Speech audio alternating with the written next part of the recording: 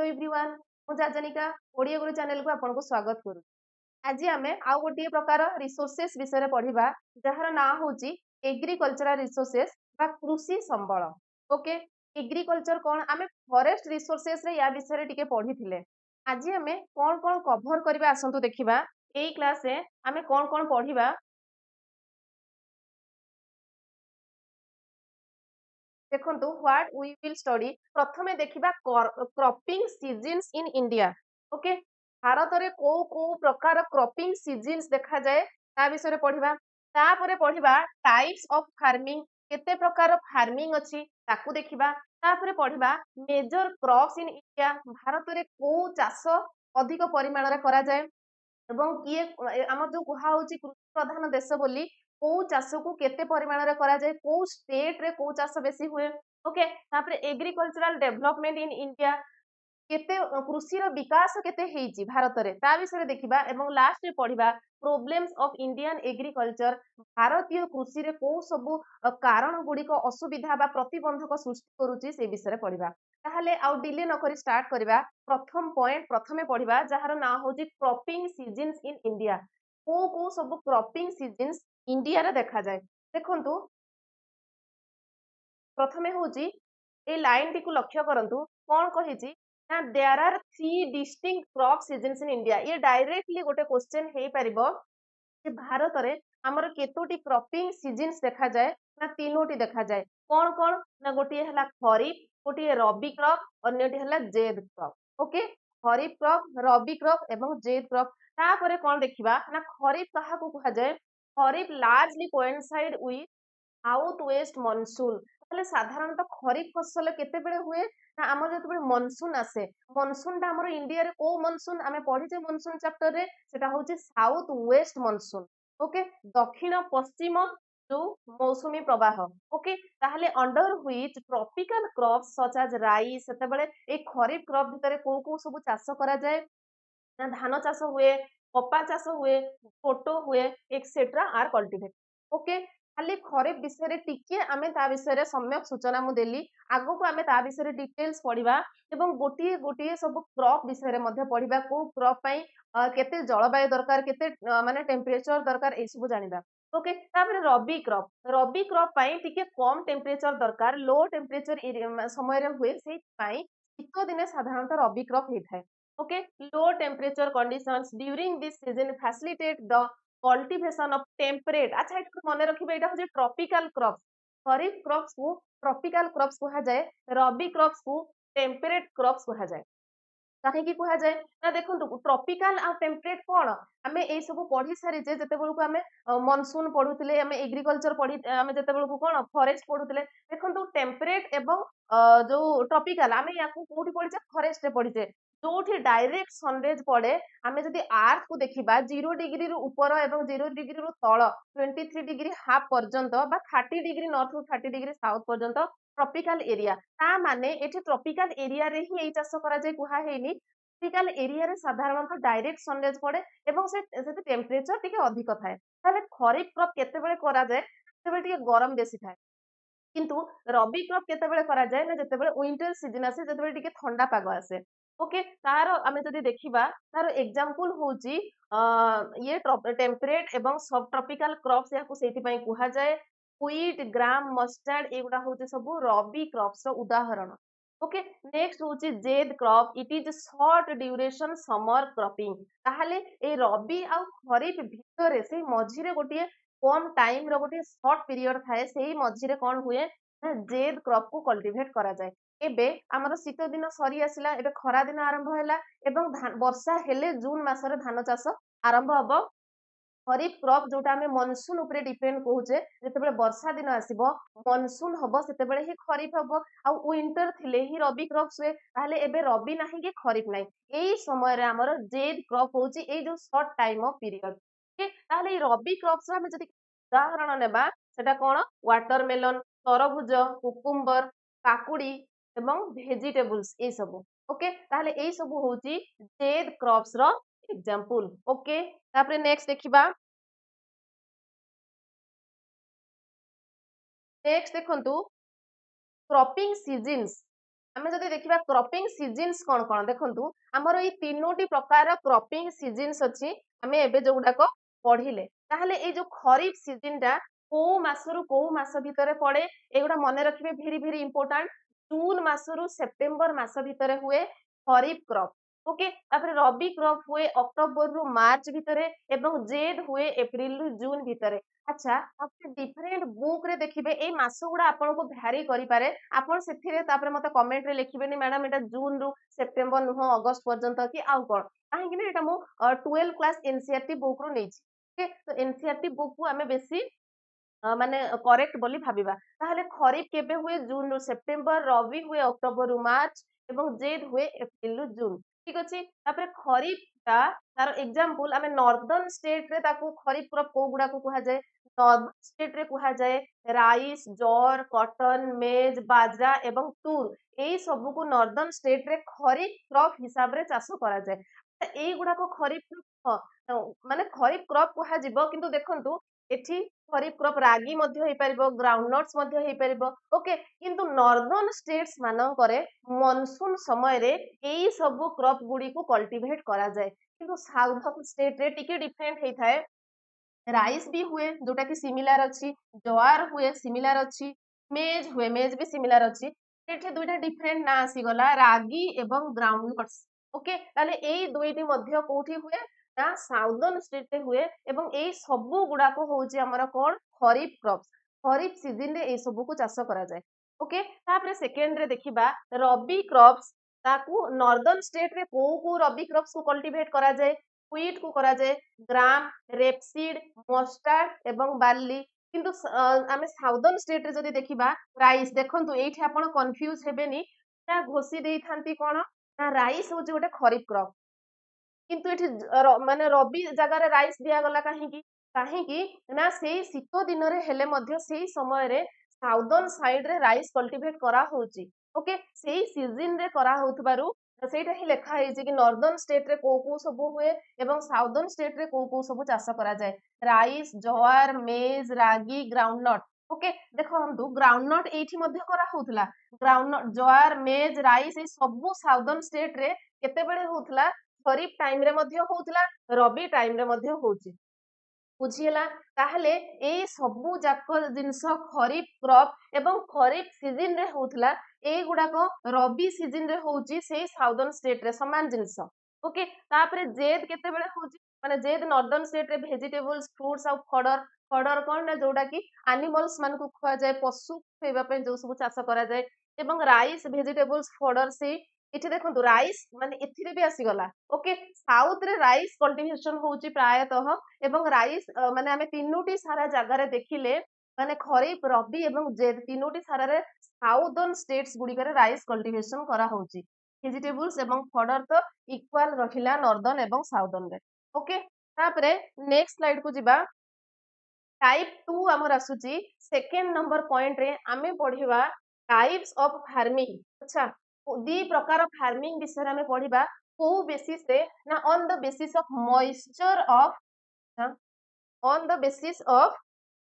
Moisture of crops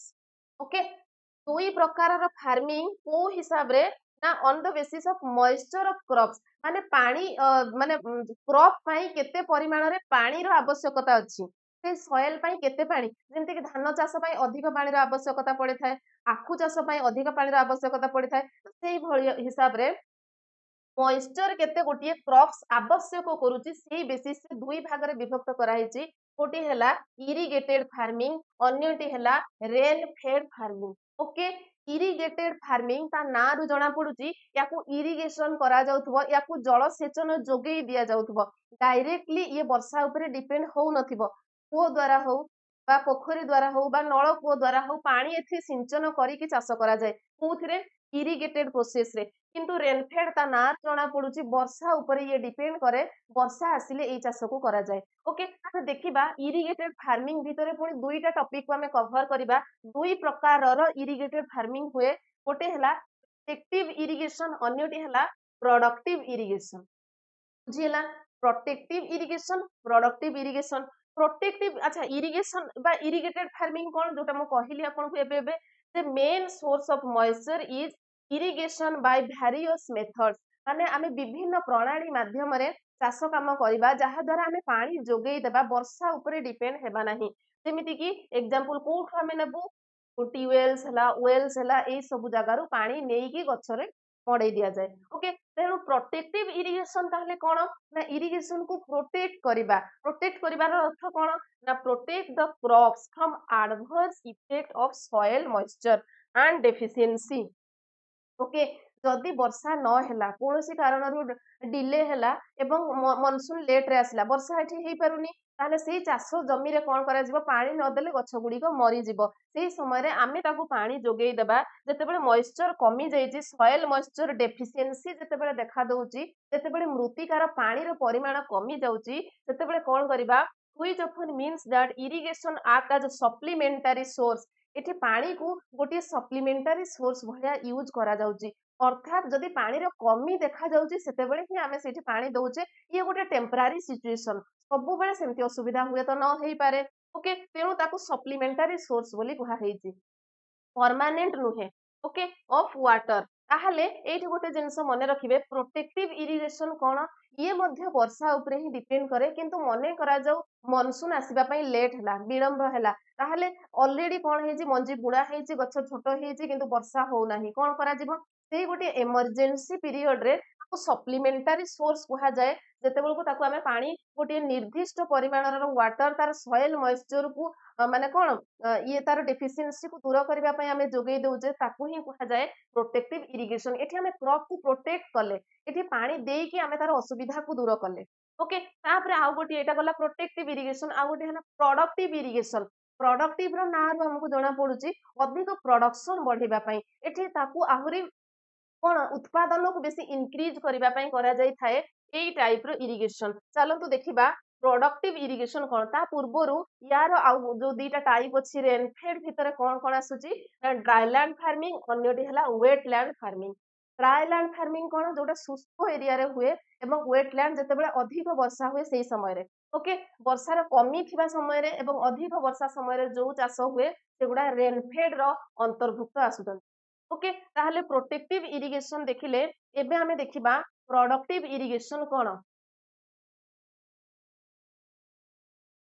productive irrigation होजी provide sufficient soil moisture in the crop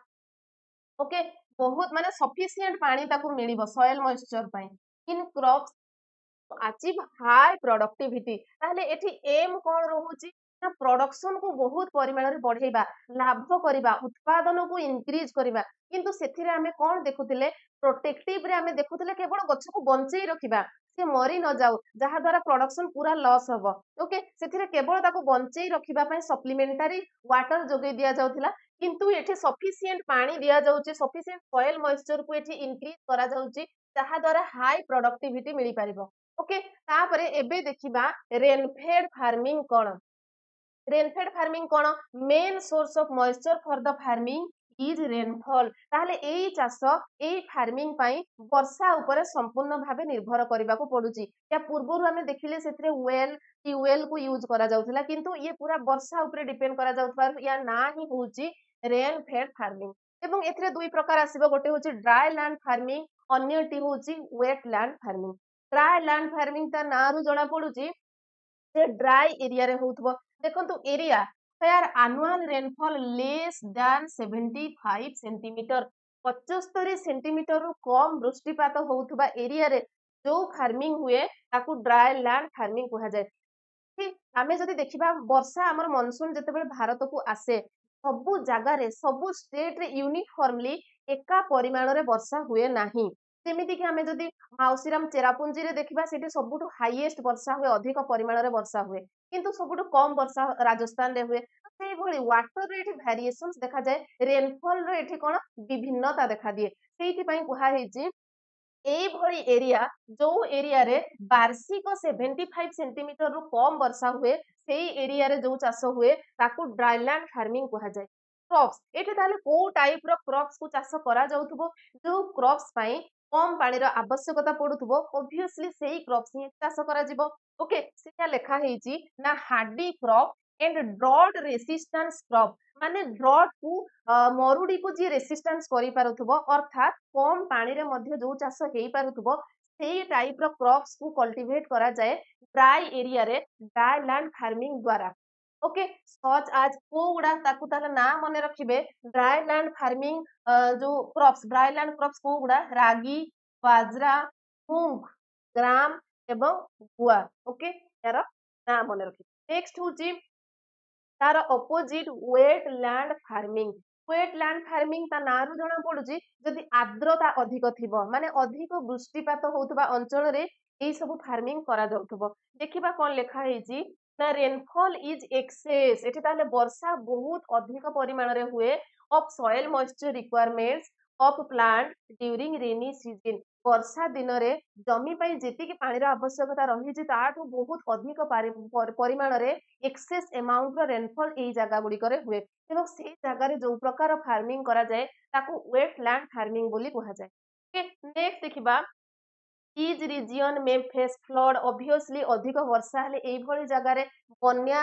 परिस्थिति सृष्टि हेई पारे soil erosion हाजार्ड्स देखा दे पारे बेसी जदि वर्षा हुए ताहले कोन हबो मृत्तिका क्षय देखा देबो सॉइल इरोजन हबो ओके आमे ड्राई लैंड फार्मिंग रे कोन देखले डॉट लाइक सिचुएशन क्रिएट होउतला एठी एठी कोन मरुडी टाइप रो सिचुएशन आसी जाई पारे तो सेही सिचुएशन को ओवरकम करिवा पई सेही भली एरिया रे को फार्मिंग होउतला एवं अधिक वृष्टिपात होउतबा अंचल रे को फार्मिंग देखा दिए ताकू पढिबा is areas grow various water intensive crop ताहले जो क्रॉप गुडी को अधिक पानी रे हेई पारंती सेही भली क्रॉप्स पेठी चाष करा जिवो जेमिति की एग्जांपल मने रखिबे राइस कोटो एवं सुगार केन ओके आखु चाष ताहले को सब क्रॉप्स पई कम परिमाण रे पानी हेले मध्य हेई जिवो एवं को क्रॉप्स पई बहुत अधिक परिमाण रे पानी रो आवश्यकता अछि ए क्रॉप्स गुडी कर ना मने रखिबे को एरिया रे ड्राईलैंड फार्मिंग रे को सब क्रॉप को कल्टीवेट करा जाए एवं वेटलैंड फार्मिंग रे को सब क्रॉप्स को कल्टीवेट करा जाए ओके ठीक अछि जिबा नेक्स्ट स्लाइड को देखंतु एठी हमें एबे देखिबा फूड ग्रेन्स अच्छा चारिटा कलम रे एठी मु डिवाइड करिछि आपन को बुझिबा पई इजी हेबो बोली प्रथमे देखंतु किछि फूड ग्रेन्स हमर जेतिकी भी क्रॉप्स हमर इंडिया रे कल्टीवेट करा जाए ता भितरु मैक्सिमम जिंस को आमे फूड ग्रेन्स हिसाब रे व्यवहार करू खाद्य शस्य भाव रे ताकू यूज करू खाइबारे व्यवहार करू ताकू भी पुणी दुई प्रकार आमे क्लारिफाई करि परिबा गोटे होछि सेरियल्स जातीय आउ किछि होछि पल्स जातीय ओके ये खाद्य शस्य भली किंतु एगुडा किछि डाली जातीय ओके ताले ता भितर सेरियल्स भितर आमे देखिबा राइस पढिबा व्हीट जौ बाजरा मेज एवं रागी पल्स भितर पढिबा ग्राम एवं तूर जहाकु की अरहर कुहा जाय ओके सेमती ऑयल सीड्स जदि देखिबा ऑयल सीड्स को प्रकार तैल बीज फसल एठी चाष करा जाय ना ग्राउंडनट रेप सीड मस्टार्ड ए रेप सीड मस्टार्ड एगुडा कोन सब मु ओडिया रे कहिबी जते बेलु को आमे पढिबा ता विषय रे डिटेल्सली विथ पिक्चर मु आनिबी आपन को बुझिबा पे जेंती तापरे फाइबर क्रॉप्स तंतु जातीय जो चाष हुए ओके जेंती की कॉटन एवं झोट अदर क्रॉप्स कोन ता भितर सुगार केन पढिबा टी एवं कॉफी चा एवं कॉफी विषय रे देखिबा ओके ताले आरंभ करिबा जिबा फूड ग्रेन्स विषय रे देखिबा प्रथमे फूड ग्रेन्स पढिबा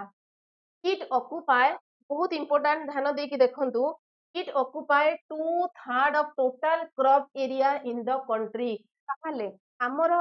आम कंट्री रे भारत वर्ष रे जेति की एरिया रे चाष करा जाउची टोटल एरिया को निया जायनी जेति की चाष जमी को निया जायची टोटल क्रॉप एरिया भितरे 3 भागरु 2 भाग ओके हाथ लिख दउची 3 भागरु 2 भाग 2/3 ऑफ द क्रॉप एरिया रे कोन करा जाए ना फूड ग्रेन कल्टीवेट करा जाए ओके नेक्स्ट सेंटेंस कहिछि food grains are dominant crops रो अर्थ होछि अन्य सब क्रॉप्स अपेक्षा फूड ग्रेन्स को अधिक परिमाण रे चाष करा जाए okay in all parts of the country देशर प्रत्येक पार्ट रे whether they are subsistence or commercial agricultural economy okay subsistence farming कोन एवं कमर्शियल फार्मिंग कोन हमें पूर्वरु पढी सारिचे तबे आपन कहि दोछि देखंतु सब्सिस्टेंस फार्मिंग ताको कहा जाए जेते बेले जने चाष काम करे जने कृषक चाष करे तार केवल फैमिली रो रिक्वायरमेंट्स को ही फुलफिल करिबा पाए किंतु कमर्शियल फार्मिंग काहाकू कहबा जेतेबेले निजर रिक्वायरमेंट्स फुलफिल हेबा सहित से बहुत किछि अधिक प्रोडक्शन करे जहाको से मार्केट रे बिके एवं कमर्शियल पर्पज रे करिथाए लाभवान हेबा उद्देश्य रे चाष करा जायथे एटा केवल निजर गुजुराण मेंटेबा पई निजे खाई की बंचिबा पई हुए सब्सिस्टेंस फार्मिंग एवं कमर्शियल फार्मिंग कोन पई हेथाए ना लाभवान हेबा पई हेथाए ओके ताहले ये सब्सिस्टेंस फार्मिंग हो बा कमर्शियल एग्रीकल्चर हो कौन ना फूड ग्रेन्स को डोमिनेंट क्रॉप्स हिसाब रे यूज करा जाए सबुठु अधिक परिमाण रे काहाकू माने चाष करा जाय थाए ना फूड ग्रेन्स को okay on the basis of structure of grains एटा मने रखिबे ना ग्रेन्स को फूड ग्रेन्स रो स्ट्रक्चर हिसाब रे आमे जदी देखिबा धान गहम जति कि पल्सेस जातीय से टिके लंबाळिया शेप रो देखिबा को किंतु डाली जातीय से गोल शेप रो राउंड शेप रो ओके ताहले ए स्ट्रक्चर हिसाब रे food grains are classified as cereals और पल्स ओके फूड ग्रेन्स तो हमें पढुचे फूड ग्रेन्स भितर मध्ये दुई प्रकार हमें पढिले कि cereal crops एवं किछि पल्सेस ओके cereals तो जोटा टिके शस्य गुडिक जेंति हमर चाउळ हेला गहम हेला तो पल्सेस गुडिक डाली जातीय ओके तापरे हमें देखिबा cereals कोन ना the cereals occupy about 54% of total crop area in India सबुठु अधिक परिमाण रे ताहले काहाकू कल्टिवेट करा होउची ना सेरियल्स को करा जाउची जेतिकी भी हमर एग्रीकल्चरल कल्टिवेबल एरिया अछि जेतिकी भी चाष उपयुक्त जमी अछि जोठी कि चाष करा होउची ऑलरेडी सेठी सबुठु अधिक परिमाण रे अर्थात 54% सेरियल्स कल्टिवेट करा हेता ओके देन देखिबा country produce 11% serial in world ताहले जेतिकी भी विश्व रे पृथ्वी रे हमर जेतिकी भी कोन करा जाउची ना सेरियल्स प्रोडक्शन करा जाउची तार 11% किए करूची भारत करूची एवं तार रैंक केते थर्ड नंबर रैंक मने रखिबे third rank in production after China and USA ताहले सेरियल प्रोडक्शन रे नंबर 1 कंट्री के चाइना नंबर 2 किए यूएसए एवं थर्ड नंबर रे आसुची भारत ताहले बहुत परिमाण रे कोन करा जाय सेरियल्स रो प्रोडक्शन करा हे थाए ओके तापरे जिबा नेक्स्ट स्लाइड कोन कहूची देखिबा देखंतु किछि फाइन ग्रेन्स अछि हमें फूड ग्रेन्स पढुचे ना फूड ग्रेन्स भितरु भी किछि फाइन ग्रेन्स अछि ओके ए सेरियल्स भितरु किछि फाइन ग्रेन्स अछि आउ किछि कोर्स ग्रेन अछि ताहले फाइन ग्रेन्स को गुडा को राइस एवं व्हीट को फाइन ग्रेन्स कहा जाए एवं कोर्स ग्रेन कहा को कहा जाए ना जौ बाजरा मेज रागी ए सब को कोर्स ग्रेन कहा जाए आपण ना गुडी को जानि थांतु जेमिति कि कोन फाइन ग्रेन्स आसी गले आमे जानुचे धान गहम इजी जिंस किंतु फाइन ग्रेन्स कोन सेते बेला असुविधा रे पड़िबे कि कोर्स ग्रेन सुनि देले जेंति डाउट रे न पड़ंती ओके जो बाजरा मेज रागी ए सब कोर्स ग्रेन तापर राइस विषय रे पढिबा it is staple food for the overwhelming majority of population in India सबुठु अधिक परिमाण रे राइस कल्टीवेशन करा जाय कोन पई इंडिया रे एते परिमाण रे पॉपुलेशन अछंती समस्तंकर कोन तांकर खाद्य को मेंटेइबा पई सेमानकर रिक्वायरमेंट्स को फुलफिल करबा पई समस्त तो खाद्य खाइबे जहा भी हेले ओके तो सेठी पई अधिक परिमाण रे राइस कल्टीवेट करा जाय था क्लाइमेट केमति दरकार ना ट्रॉपिकल ह्यूमिड क्लाइमेट दरकार के ट्रॉपिकल आमे देखिले जो खरा टाइम रे जते बेल को मानसून आसे सेही समय रे ही धान चाष होई थाए भेराइटीज जदि देखिबा भेरी भेरी इंपोर्टेंट मने रखंतु 3000 भेराइटी रो राइस हमर कल्टीवेट करा जाय इंडिया रे ये मध्ये क्वेश्चन रे आसे कॉम्पिटिटिव एग्जाम रे हला जे आम भारत रे केते प्रकार रो राइस कल्टीवेट करा जाय आंसर कोन हबो 3000 भेराइटीज एरिया जदि देखिबा को जागा रे चाष करा जाय ना सब जागा रे सी लेवल्स टू आरंभ करी 2000 मीटर अल्टीट्यूड माने उच्चता हाइट पहाड़ ऊपर को जदि जिबा आमे समुद्र पतन ठारू आरंभ करी समतल एरिया ठारू आरंभ करी 2000 मीटर उच्चता पर्यंत मध्य धान चाष करा जाय के रैंक जदि देखिबा प्रोडक्शन दृष्टि उत्पादन हिसाब रे भारत रो रैंक होची सेकेंड आफ्टर चाइना ताहले सबुठु अधिक प्रोडक्शन के आमे सेरियल्स से मध्य देखिले चाइना रो प्रोडक्शन रे सी नंबर 1 थिला सेकेंड रे अमेरिका आस्तुला एवं थर्ड रे थिला इंडिया किंतु जदि केवल राइस पर्सपेक्टिव देखिबा जदि केवल धान चाष देखिबा ताहले चाइना नंबर 1 एवं सेकेंड रे आसुची इंडिया ओके एटा 2018 रो डाटा जोटा कि एनसीईआरटी बुक रे मेंशन अछि ଏବଂ 22.7% of rice in the world. ତାହେଲେ ଆମେ ପୁରା ୱାର୍ଲଡ ଯଦି ଦେଖିବା ଯେତିକି ରାଇଟ୍ କଲ୍ଟିଭେସନ କରାଯାଏ ତାର 22.7% କେବଳ ଭାରତରେ ପ୍ରଡକ୍ସନ ହେଇଥାଏ। ଓକେ, ତାହେଲେ ଏଇ ସ୍ଲାଇଡ ବୁଝି ହେଲା। ଏଥିରେ ଆମେ ସେରେଆଲ୍ସ କୁ ଦୁଇ କାଟେଗୋରୀରେ ଡିଭାଇଡ କରି ବୁଝିଲେ। ସେରେଆଲ୍ସ କୁ ଦୁଇ ଭାଗରେ ବିଭକ୍ତ କରାଯାଇଥାଏ କେମିତି, ଫାଇନ୍ ଗ୍ରେନ୍ସ ଏବଂ କୋର୍ସ ଗ୍ରେନ୍ ଭାବରେ। ତାପରେ ଫାଇନ୍ ଗ୍ରେନ୍ସ ଗୁଡିକ କଣ, କୋର୍ସ ଗ୍ରେନ୍ ଗୁଡିକ କଣ, ତାର ଏକ୍ସାମ୍ପଲ ମନେ ରଖିବେ। ତା ଭିତରୁ ଆମେ କେବଳ ଫାଇନ୍ ଗ୍ରେନ୍ସ ଅଣ୍ଡରରେ ଆସୁଥିବା ରାଇସ୍ ବିଷୟରେ ପଢିଲେ। ତାପରେ ନେକ୍ସଟ ସ୍ଲାଇଡ କୁ ଯିବା। एरिया एबे मध्य हमें राइस ही पढ़ुचे, एबे मध्य राइस कल्टिवेशन ही चलची। को एरिया रे हुए ना 1/4 of total crop area in the country is under rice cultivation. जेति कि भी जमी रे हमर चाष काम हेई थाए तार 1/4 चारि भागरु एक भाग जमी रे कोन हुए केवल धान चाष करा जाए। Okay, leading rice producing states सबुठु अधिक परिमाण रे धान चाष को स्टेट मानक रे हुए ना वेस्ट बेंगल रे हुए, उत्तर प्रदेश रे हुए एवं पंजाब रे हुए। मन रखिबे सबुठु अधिक वेस्ट बेंगल, यूपी एवं पंजाब रे हुए। जेमति देखंतु पंजाब रे लोक रुटी खांती, तेणु जदि ऑप्शन रे पंजाब थिबो राइस कल्टिवेशन रे लीडिंग स्टेट बोली आपण भाबिबे ना पंजाब रे तो लोक रुटी खांती तेणु सेठी अधिक व्हीट प्रोडक्शन होउतबो, राइस होउ नथिबो। किंतु सेमिति नुहे,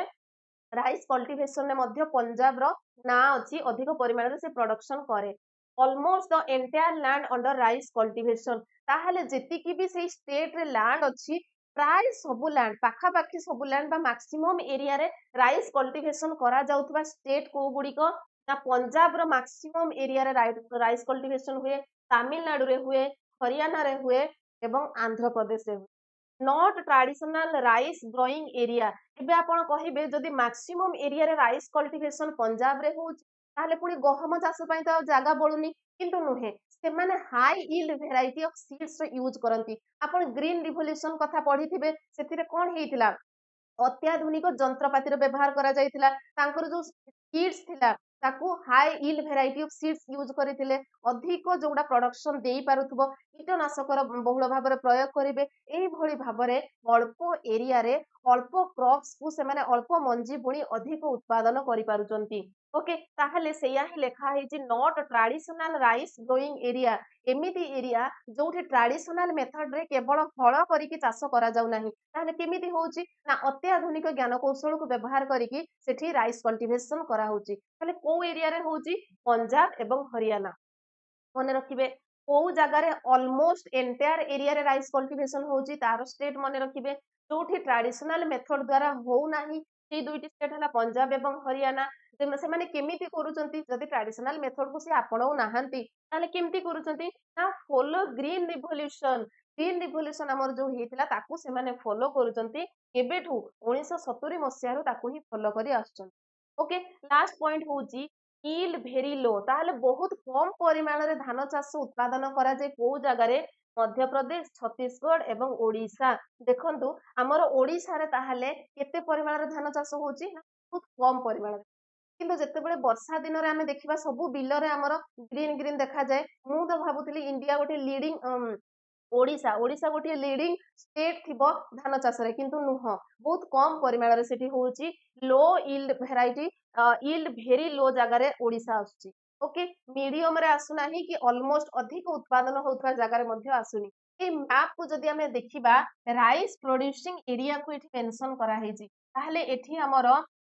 कोण पंजाब हरियाणा थारु आरंभ करिकी यूपी, बिहार एवं प्राय वेस्ट बेंगल बहुत परिमाण रे हुए। ओके, वेस्ट बेंगल एपटे हमर तेलंगाना, आंध्र प्रदेश, ओके आंध्र प्रदेश, तमिलनाडु ए सब एरिया मेंशन सेछि। एटी सब कोन हुए ना धान चाष बेसी हुए। ताहले ईस्टर्न साइड रे, ईस्ट एवं नॉर्थ ईस्टर्न साइड रे अधिक परिमाण रे धान चाष करा जाय। एठी हमें जदि देखिबा टिके बहुत कम परिमाण रे वेस्टर्न साइड रे करा जाय। ओके, ताहले ये हमें देखिले एपर्यंत आमे राइस कल्टिवेशंस विषय रे ही पढुथिले। नेक्स्ट जिबा व्हीट कल्टिवेशन। गहम चाष पई किभଳି भाबरे परिवेश दरकार, केते परिमाण रे चाष करा होची देखंतु। It is a rainfed crop. या पूर्वरु हमें पढिथिले इरिगेटेड क्रॉप, रेनफेड क्रॉप, जहा को हमें जल जोगेई दउथिले ताकू इरिगेटेड कहउथिले। किंतु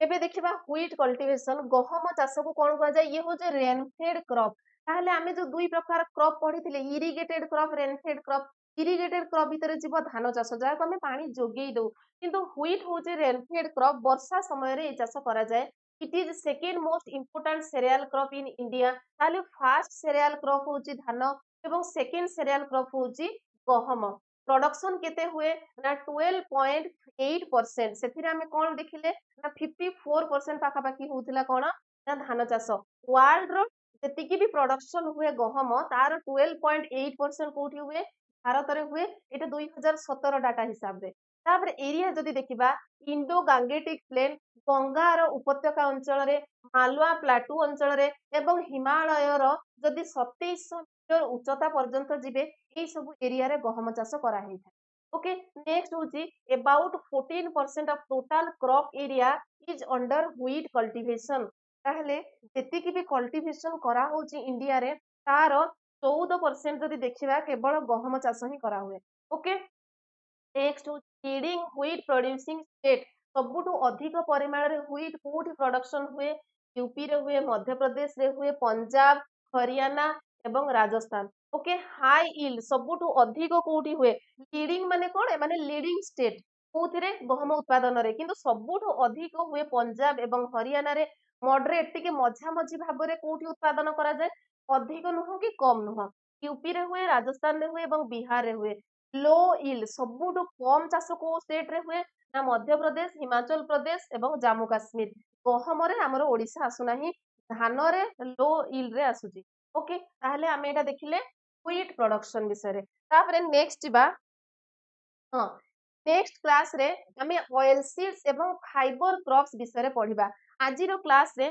कोन पढिले आज आमे कोन पढिले ना फूड ग्रेन्स विषय रे पढिले एवं फूड ग्रेन्स रो भी केवल सेरियल क्रॉप्स विषय रे डिस्कशन कले ता भितर मेजर दुई पार्ट राइस एवं व्हीट विषय रे पढिले आउ जेति कि सेरियल क्रॉप्स अछि सेगुडी को एते माने अधिक इन्फॉर्मेशन ता विषय रे जानिबा दरकार नै सेथिरे बहुत कम कम जानिबा आवश्यक एवं तापरे आमे ऑयल सीड्स एवं फाइबर क्रॉप्स को नेक्स्ट क्लास रे पढिबा आशा करूची क्लास टी आपण निश्चय बहुत भलो भाबरे बुझी पारिथिबे जदि भल लागि थाए क्लास टी को लाइक करिवे सांग मानकु शेयर करिवे एवं चैनल नुआ थिले चैनल को सब्सक्राइब मध्य कर देबे आउ जदि यार पीडीएफ चाहतांती हम टेलीग्राम चैनल रे जॉइन हे जिवे तार लिंक मु डिस्क्रिप्शन रे दे देबे किंतु ई क्लास टी कंप्लीट हे गला परे मु ते पीडीएफ प्रोवाइड करिवे okay thank you very much